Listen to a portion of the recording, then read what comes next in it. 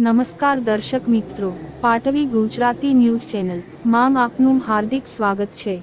આણંદ જિલ્લા આંકલાવ સરકારી health centre હોસ્પિટલમાં છેલ્લા ઘણા સમયથી સંડાસ બાથરૂમમાં ગંદકી જોવા મળી।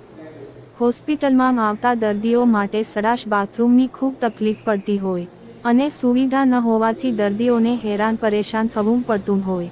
તારીખ 2/8/2024 ના રોજ આંકલાવના એક જાગૃત નાગરિકે પાટવી ગુજરાતી ન્યૂઝના તંત્રીને ફોનથી જાણ કરી જણાવેલ, જેથી આંકલાવ સરકારી રેફરલ હેલ્થ સેન્ટર હોસ્પિટલમાં જઈને તપાસ કરતા આ સંડાસ બાથરૂમ ખૂબ ગંદકીથી બંધ હાલતમાં હોય જોવા મળેલા, જેનો વિડીયોગ્રાફી ઉતારી સરકારી હેલ્થ સેન્ટરના ડોક્ટરશ્રીને રજૂઆત કરતા તાત્કાલિક આ સંડાસ બાથરૂમ સાફ સફાઈ કરાવી હંમેશના માટે વપરાશમાં ના હોય તેમ જણાવી સૂચનાનું બોર્ડ મારવામાં આવ્યું। પાટવી ગુજરાતી ન્યૂઝ, સીઓ રાજ યુસુફભાઈ।